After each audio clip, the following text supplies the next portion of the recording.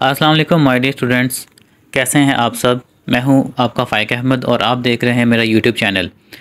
Students, आज हम question number 2 का डी पार्ट देखते हैं।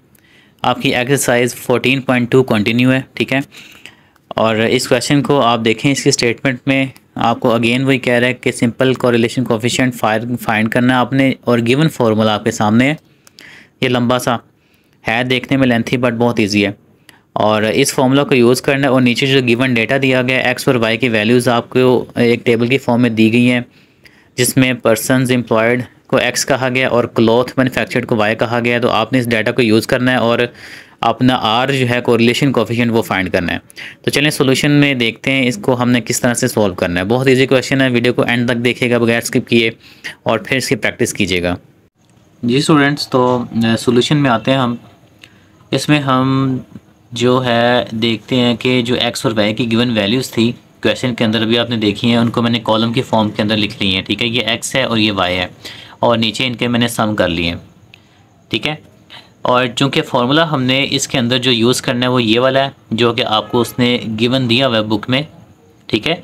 इस फार्मूले के अकॉर्डिंगली हमने इस डेटा को यूज़ करते हुए एक्स और वाई की वैल्यूज़ को हमने क्वेश्चन सॉल्व करना है और इसका आर यानी कि कोरिलेशन कोफिशिएंट फाइंड करना है, ठीक है। आर जो है वो कोरिलेशन कोफिशिएंट को डिनोट करता है, और ये इसका फार्मूला है जिसमें N sum X Y minus sum X into sum Y divided by N sum X square minus sum X whole square, और ये सारी टर्म मल्टीप्लाई हो रही है N sum Y square minus sum Y whole square, और नीचे वाली जो जितनी भी टर्म है सारी इसके ऊपर ये अंडर रूट आ रहा है।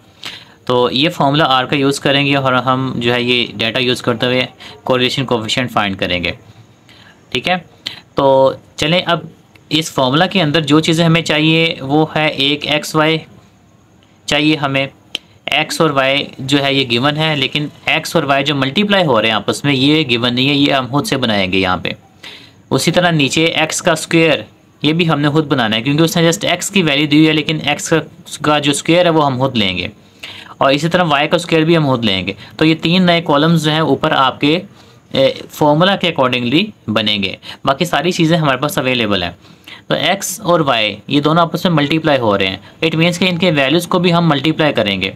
तो 137 को y की 23 के साथ मल्टीप्लाई करेंगे और उसका आंसर हम यहाँ पे लिखेंगे, जो कि हमारे पास आ रहा है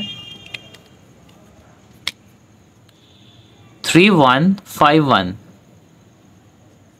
इसी तरह इस x की वैल्यू को इस y की वैल्यू से मल्टीप्लाई करेंगे और आंसर यहाँ पे लिखेंगे। तो हर x को उसके सामने वाले y से मल्टीप्लाई करेंगे और आंसर x y के कॉलम में लिखते जाएंगे। इस तरह सारी वैल्यूज़ लिख लेंगे और फिर लास्ट पे हम इसका सम ले लेंगे, और इस सम को हम नीचे फॉर्मूला में जो है वो यूज़ करेंगे। नेक्स्ट कॉलम है x का स्क्वायर। अब चूँकि x गिवन है लेकिन इसका स्क्वायर गिवन नहीं है, तो हम स्क्वायर खुद से बनाएंगे। तो 137 का स्क्वायर आता है हमारे पास 18769। इसी तरह हम x की हर वैल्यू का स्क्वायर करते जाएंगे और उसको x स्क्वायर के कॉलम में लिखते जाएंगे इस तरह, और देन फिर हम इन सारी वैल्यूज़ को सम कर लेंगे, जमा कर लेंगे, तो हमारे पास x स्क्वायर का सम आ जाएगा, और इस सम को भी हम नीचे फॉर्मूला में यूज़ करेंगे। और इस तरह हम y स्क्वायर की वैल्यूज़ भी लेंगे। तो मैं वीडियो को स्किप करके इन y की वैल्यूज़ का स्क्वायर करता जाता हूँ और यहाँ पे लिख के आपके सामने वैल्यूज़ फिर बाद में आता हूँ। जी स्टूडेंट्स, तो ये आपके पास y स्क्वायर की वैल्यूज़ आ गई हैं और नीचे इसका सम हमने ले लिया। तो अब ये सारे सम हम यूज़ करेंगे और फार्मूला के अंदर यहाँ पे हम लिखेंगे। तो इसके अंदर जो वैल्यूज़ हमने लिखनी है फार्मूला के अंदर, ये सारे सम जो ये मैंने नीचे भी यहाँ पे लिख दिए हैं, ठीक है, ताकि हमारे लिए आसानी हो जाए।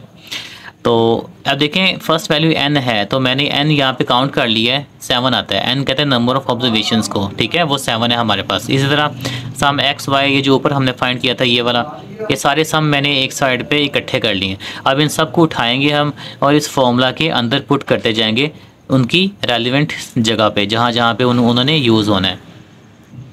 तो इन सारी वैल्यूज़ को उनकी रेलिवेंट जगह पे हमने पुट किया है, ठीक है। उसके बाद हमने सोल्व किया है, 7 को मल्टीप्लाई किया है इस वैल्यू के साथ और इसको इस वैल्यू के साथ मल्टीप्लाई किया है। इसी तरह हमने 7 को नीचे इससे मल्टीप्लाई किया और इसका स्क्वायर लिया है, उसके बाद 7 को इससे मल्टीप्लाई किया और इसका स्क्वायर लिया है। तो हमारे पास ये नीचे नेक्स्ट स्टेप आ गया।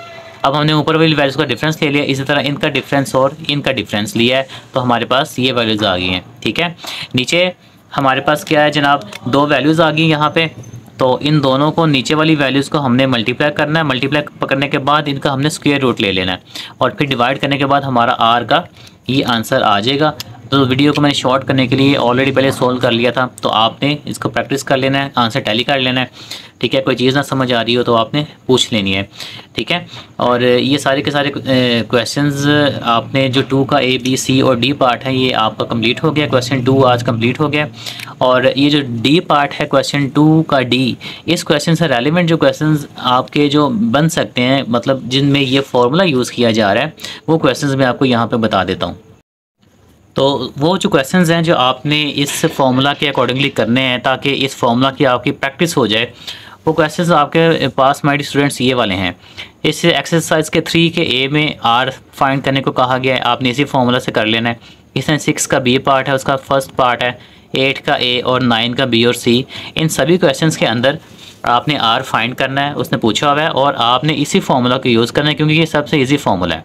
सारे फार्मूलाज के अंदर सबसे इजी फार्मूला है, इसकी टेबल भी सबसे इजी बनती है और जल्दी हल हो जाता है। तो ये फार्मूला आपने अच्छी तरीके से कर लेना है और एग्ज़ाम में भी आपने इसी को यूज़ करना है। अगर आ जाता है वो बगैर किसी फार्मूला के, अगर आपको कह दे कि आर फाइंड करें, तो आपने इसी फार्मूला को यूज़ कर लेना है। और अगर वो गिवन फार्मूला मतलब दे दे कोई कि आपने उसी को यूज़ करना है, कंडीशन अप्लाई कर दे, तो फिर आपको वही फार्मूला यूज़ करना पड़ेगा जो उसने कहा है।